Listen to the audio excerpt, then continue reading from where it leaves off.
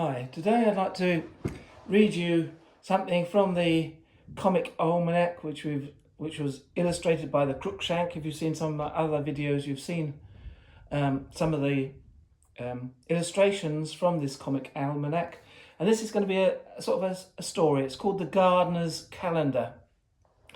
I thought I'd make it into a sort of like a Christmas type reading. So it's a comical little story. It gives you that idea of Dickensian ideas, because Crookshank fell out with Dickens because he said that Dickens had taken some of Crookshank's ideas for some of his books, and Dickens didn't like it. And from this, you can also see some Dickens type of wording. So some of the people's, their names are very like there's a Mr. Grabbit. You know, they're very evocative of the type of person they are. So you'll see the type of person Mr. Grabbit is, and then you'll understand why they've called him that name. So this is the Gardener's Calendar. March 21st, 1834. Mrs. G, bent on a rural retirement and declaring this a dog-cheap bargain, met Mr. Grabbit. Tomorrow, pay premium and take lease of his snug place at Strand on the Green. Wife insists on calling it Cherub Lodge, Paradise Bank. N.B. Original sum £600. Grabbit seemed to like us. Abates 100 entirely as a favour. 27th. All safe arrived. Only one pier glass split into 4, and best tea set bought as 32 pieces converted into 32 dozen. However, Mrs. G observes that being by the riverside, we must have a maritime grotto, and the pieces of looking glass mixed with the bits of blue and gold china will make a fine glitter among the moss and shells. So their tea set has been broken on the journey. 28th. Grabbit recommends Isaac Snail. Again, you can hear by his name, he's not going to be a very lively person. As head gardener. And his son Isaac to help him. Says old Isaac was his right hand and begged to be left in the house he was so attached to in the garden. 31st. 2 days' rain without ceasing. Planning with Isaac on the large kitchen table covered on an inch thick with mould. Laid down gravel walks of red garter and stuck up skewers for fruit trees. 1st of April. Rain falling, river rising, cellars filling. 2nd of April. Ducks are swimming into the parlour. Moved to the first floor for safety. Musical Tom, my youngest, splashing about bare-legged in the kitchen and shouting, 4 feet water in the hold. A leak sprung in the next onion field, all my land under water. Dick, perched on the windowsill, angling for roach in the garden. Isaac says we shall get used to it, and the water always goes off again. Daughter Julia tells me the people of Egypt would think it quite a blessing. Beg to differ. 7th of April. Can just see land. House left rather slimy. Isaac and I commenced gardening in earnest. Disdained on for £40 odd. Taxes left unpaid by Mr. Grabbit. To keep my goods, parted with the money and started to the town for an explanation. Found Grabbit. Sailed last week for Swan River. Isaac says he was a worthy gentleman, but had a bad memory.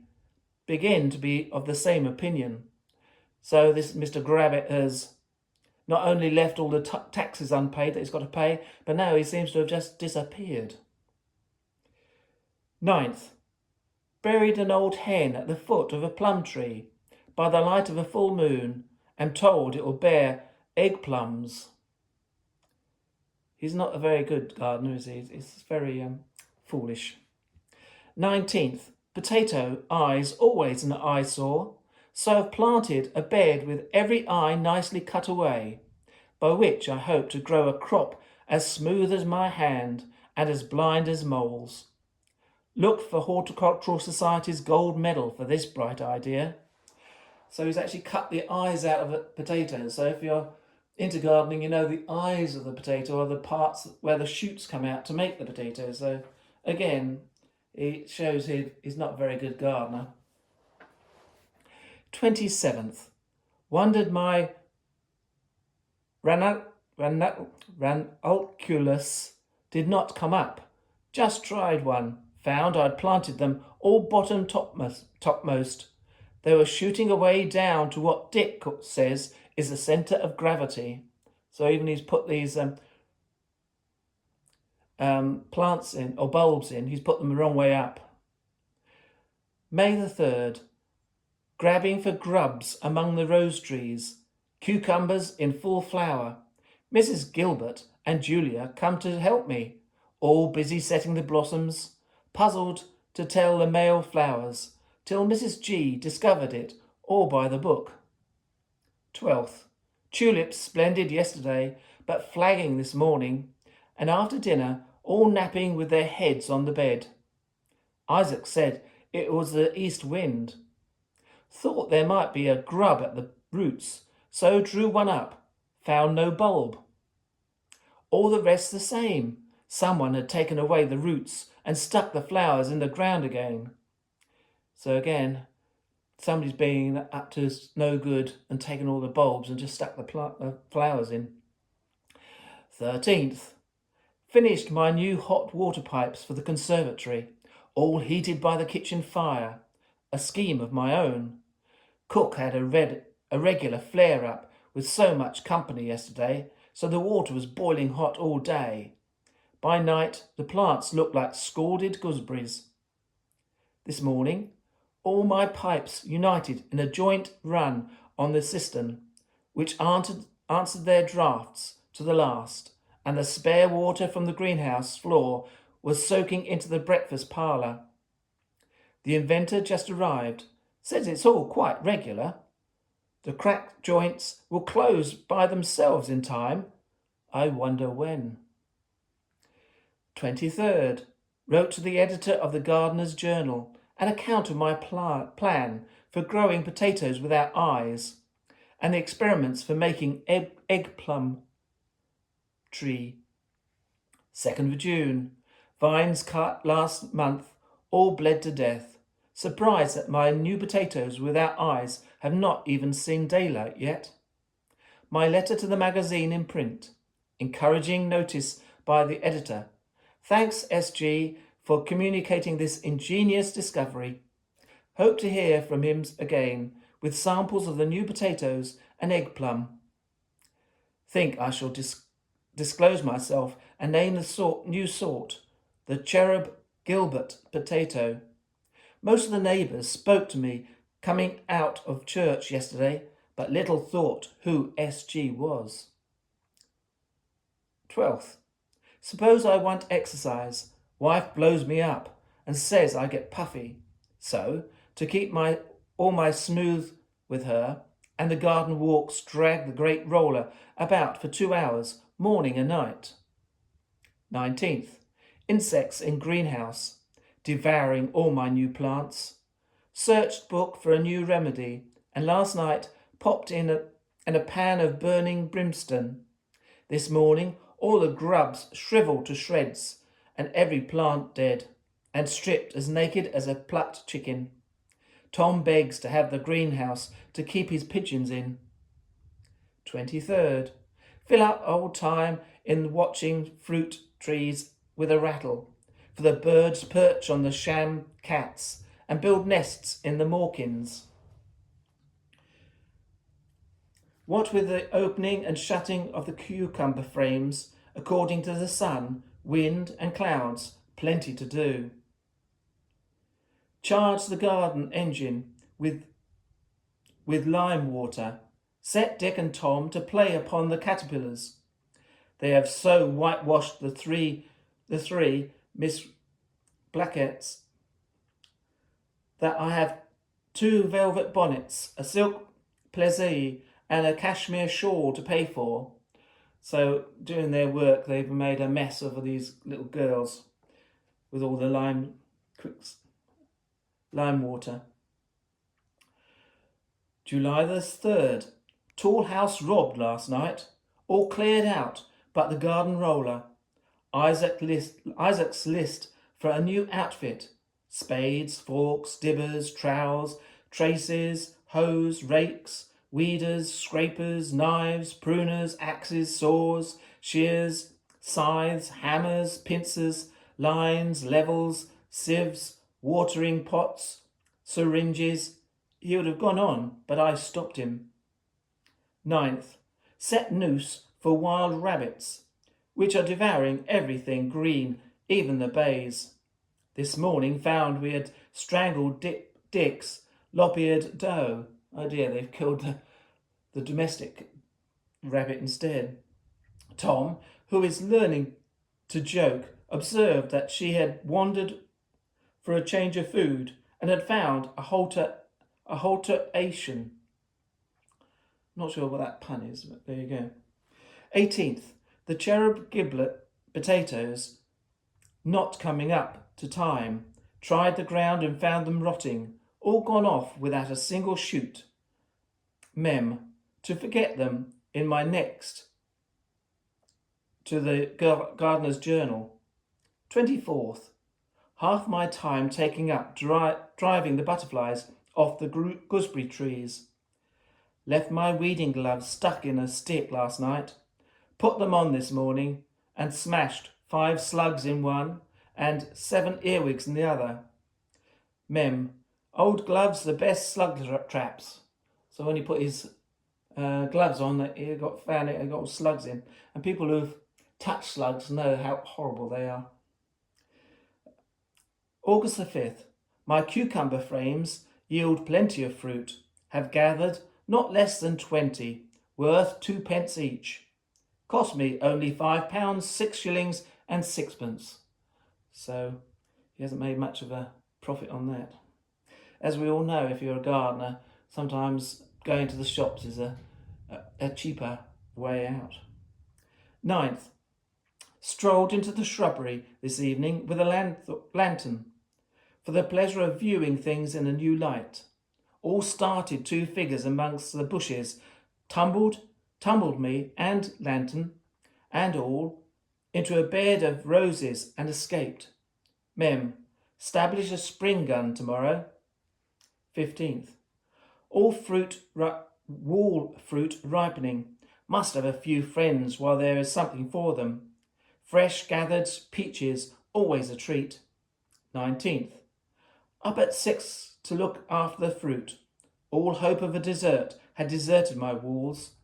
Every ripe plum, peach, nectarine, clear gone, as though the rogues knew that I had asked 10 to dinner. Said nothing, but sent off Isaac to Covent Garden, obliged to do it liberally, having unfortunately been boasting. Looked in a book for the best man-trap, found it called The Humane, because it only breaks the legs. Mem. Set up a man-trap tomorrow. 25th. My eggplums ripe at last. Sent off for a load of branch to my correspondent, the editor.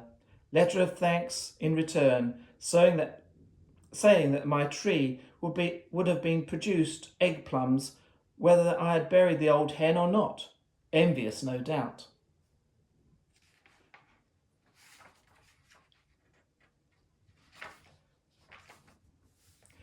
September the 2nd. Terrible outcry in the garden this morning. Before I was up, run down in my shirt. Unlucky Dick had stolen a march on the egg plum tree for a private regale. Branch broke. There he was on his back, kicking. Hives upset. Could not see Dick for bees. Got help and rescued him at last. All stung a little. Dick poulticed from head to foot and laid up for a month at least. Isaac said is 1,000 pities, as the honey was almost ready for taking. 18th. Went to the bank today. Lot of garden tools at the old iron shop in City Road. Very cheap and already marked SG. So bought and dispatched them home. Looked up and saw Jacob's snail over the door. Thought it rather suspicious. So it's a relation of the gardener, and he's got all these tools with SG, which is his initial on it, but he hasn't really cottoned on what's happened yet, has he? 19th. Could not sleep for thinking of Isaac and the tools. Bright moonlight at 2. Looked through the window. Something moving on the garden wall. Saw 2 men amongst the bees. Seized my musket. Called Harry to follow.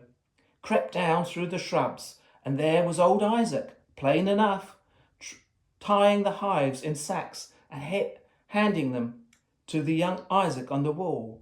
Made sure of the old fox, so fired at the younger one. Down he fell into the ditch outside. Sprung forward, forgetting the spring gun, caught the wire, and all shot in my legs. Never made such a jump in my life. Took me plump, head and shoulders, into the man-trap. There I was, locked fast across the chest. How blessed I myself that it was a humane man-trap. Old Isaac escaped. Here I am in the bed, likely to be lame for life. Plenty of time for reflection. Begin to think myself an ass.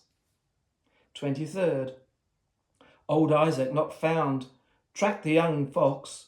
Brought him to confession. Both them plundered me every night from the beginning. Old Isaac stole my tools, and his brother sold them to me back again.